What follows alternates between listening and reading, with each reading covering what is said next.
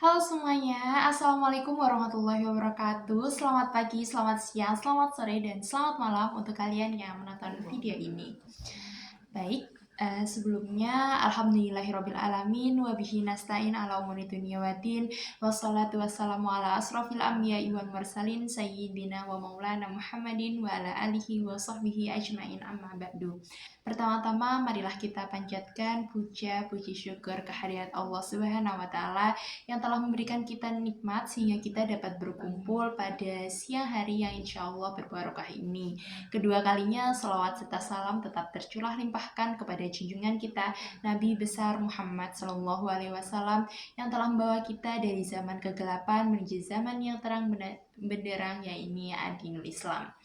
Nah, sebelum aku mulai ke inti di acara siang hari ini, aku mau sebenarnya perkenalan terlebih dahulu. Sebelumnya kenalin, aku Fahima Ilma Ruhyanuddin, aku dari program studi Ilmu Keperawatan Fakultas Ilmu Kesehatan angkatan 2023. Jadi aku maba yang baru lulus maba gitu sih.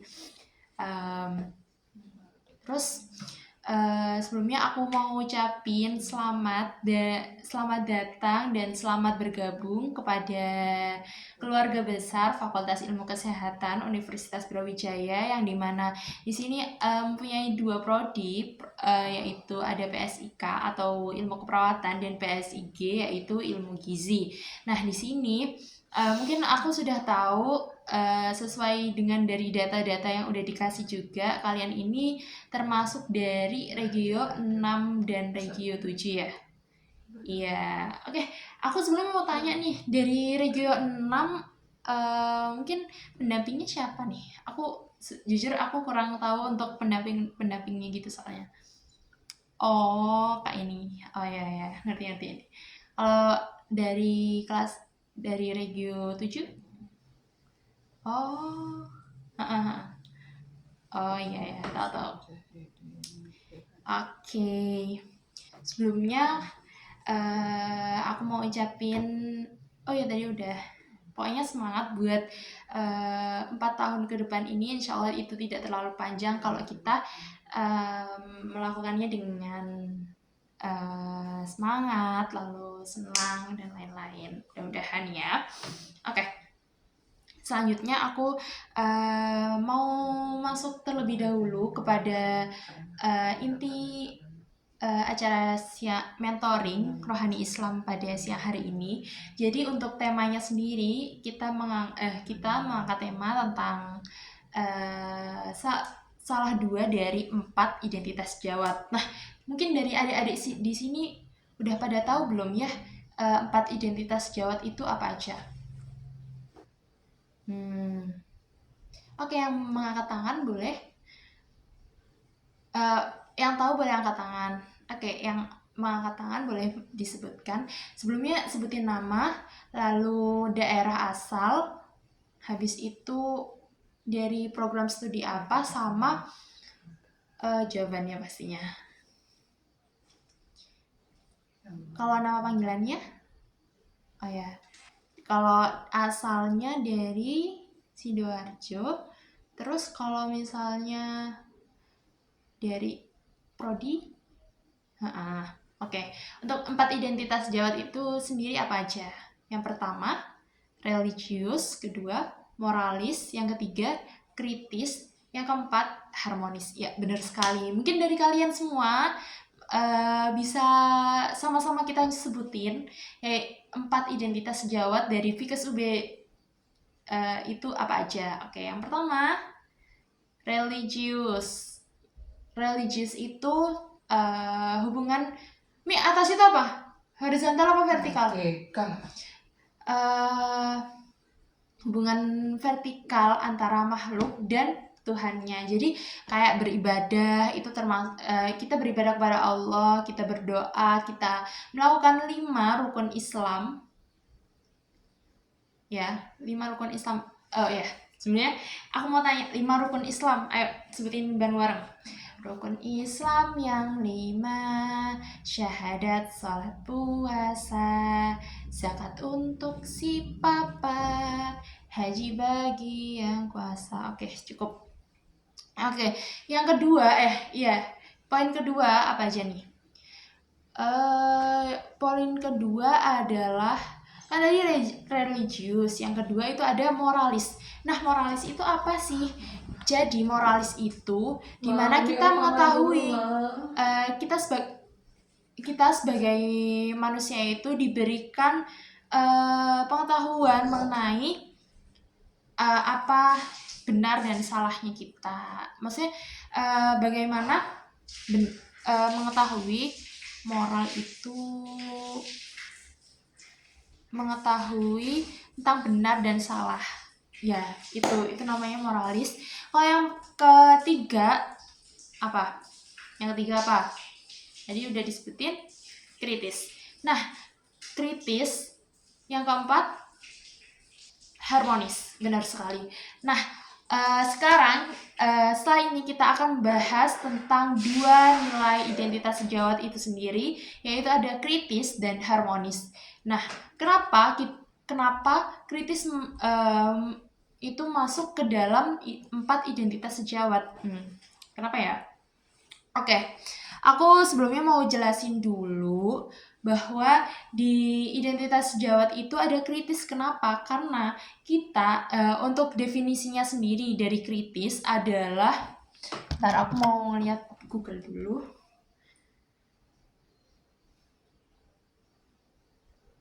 Definisi dari kritis, biar nggak salah. Oke. Iya, sebentar. Oke, jadi untuk berpikir kritis yaitu berpikir kritis adalah kemampuan seseorang untuk kritis dan objektif dalam mempertimbangkan informasi, argumen, dan bukti yang diberikan. Dalam hal ini, berpikir kritis melibatkan kemampuan untuk mengidentifikasi kelemahan dan kekuatan dalam argumen atau bidang informasi tertentu. Nah, berarti kan dari nilai kritis ini kita seperti yang kita tahu, kita harus mengkritisi segala hal karena apapun pilihan kita sebagai tenaga kesehatan, nantinya kita dipaksa harus bisa memilih dengan cara berpikir kritis. Karena kenapa? Kita langsung kepada masyarakat. Dokter, ini saya sakit apa? Gini-gini. Lalu kita nggak bisa langsung ini. Tapi bisa sih kalau misalnya kita udah punya ilmunya. Cuman sebelum kita mempunyai ilmu, kita juga harus memiliki akhlak. Oh my god, nyambung. Oke. Sebelum ilmu harus ada akhlak. Akhlak itu seperti apa aja? Akhlak itu ketika nanti dosen mengajar, kita memperhatikan, itu akhlak. Ketika kita berpapasan dengan dosen, kita menyapa terlebih dahulu, atau misalnya hanya menganggukkan kepala saja, itu juga merupakan adab. Dan intinya kalau misalnya di kelas kita harus mendengarkan dosen ya, jangan ribut sendiri, karena ridho guru itu bisa mempermudah kita untuk kedepannya ya, mempermudah jalan kita, itu termasuk ya, pokoknya gitu ya. Terus kembali lagi ke kritis. Di kritis sendiri, seperti yang kita tahu, kita juga harus mengkritisi tentang argumen-argumen yang masuk atau pendapat-pendapat yang masuk pada kita. Kita nggak boleh yang namanya mentah-mentah. Misalnya, dokter permisi, sebagai perawat ya. Karena aku anak keperawatan, aku mungkin mau cosplay jadi perawat. Oke, ya pokoknya itu.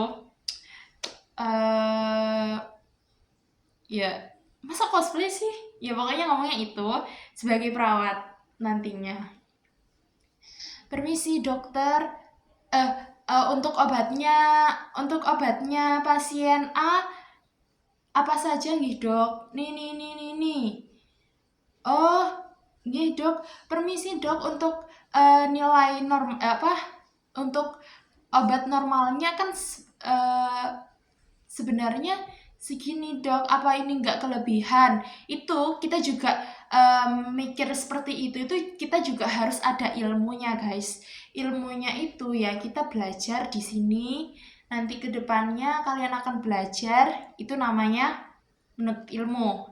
Nah, kita bisa kritis karena kita punya ilmu gitu ya. Selanjutnya untuk nilai contoh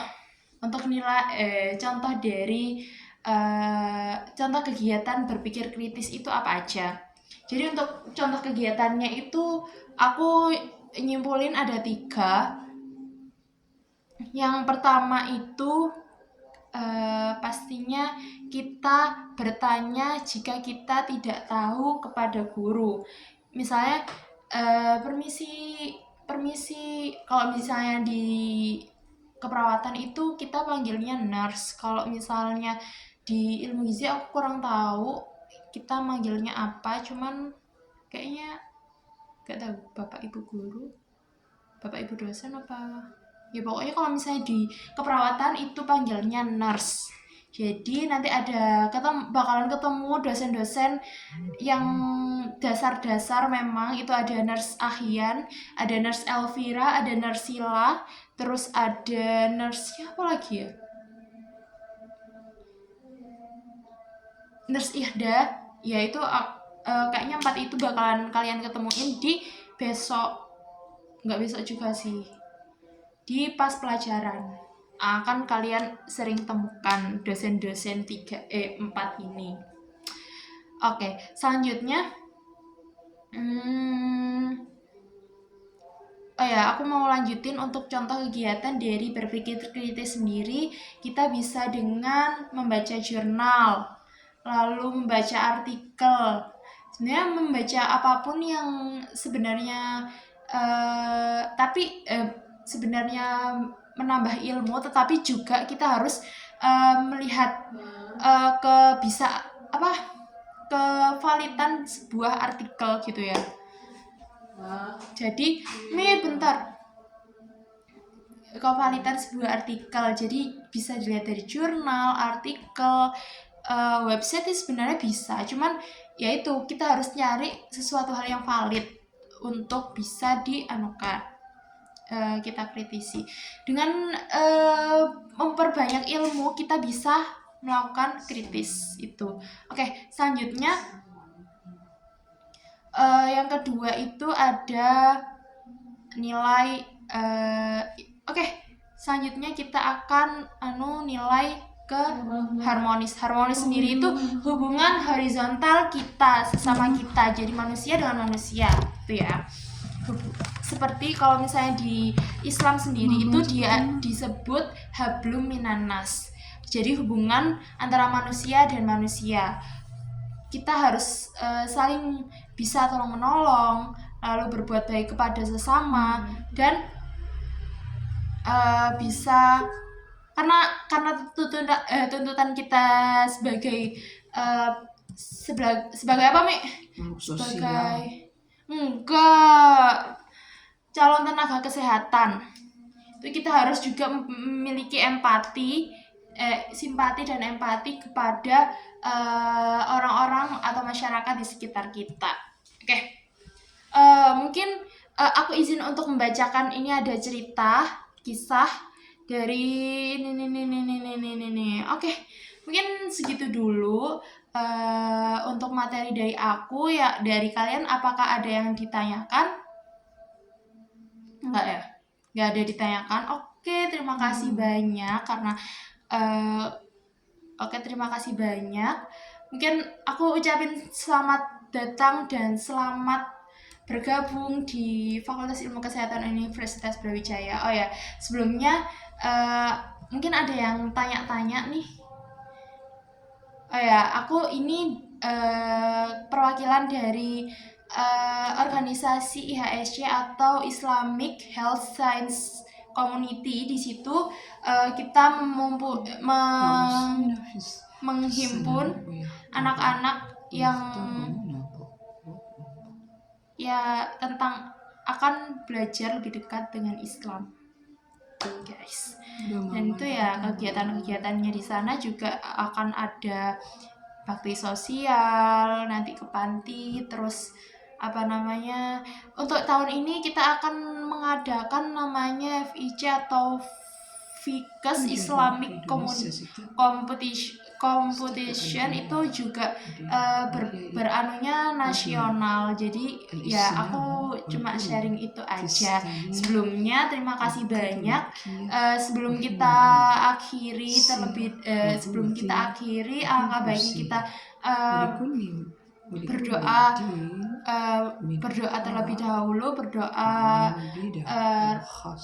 menutup majelis dan hamdalah dan istighfar 3 kali. Subhanakallahumma wa bihamdika asyhadu an la ilaha illa anta astaghfiruka wa atubu ilaih. Astaghfirullahaladzim. Alhamdulillahirabbil alamin. Astaghfirullahaladzim. Subhanakallahumma wa bihamdika asyhadu an la ilaha illa anta astaghfiruka wa atubu ilaih. Lah, kok lagi? Ya udah. Terima kasih banyak atas perhatiannya. Kurang lebihnya saya mohon maaf. Wassalamualaikum warahmatullahi wabarakatuh. Oke, sekarang kita waktunya dokumentasi ya guys. Bisa pendapat. Kayaknya bagus untuk 2 layer gitu gimana? Ayo, permisi, mau minta tolong untuk fotoin. Iya. Oke, gimana? Aku di atas atau di bawah? Aku terserah sih sebenarnya. Di atas aja. Oke, permisi ya. Foto. 1, 2, 3. 1, 2, 3. 1, 2, 3. Oke. Mungkin ayo kita video kelompok 8. Kelompok 8 rohani Islam. Assalamualaikum. Assalamualaikum ukhti. Assalamualaikum. Oke, mungkin udah sekian. Terima kasih. Aku izin untuk pamit undur diri. Mungkin kalau misalnya ada yang mau ditanya-tanya lagi, kalian bisa lewat grup WA. Jangan malu-malu karena ya jangan malu-malu. Terima kasih. Wassalamualaikum warahmatullahi wabarakatuh. Bye bye semuanya. Aku izin live ya.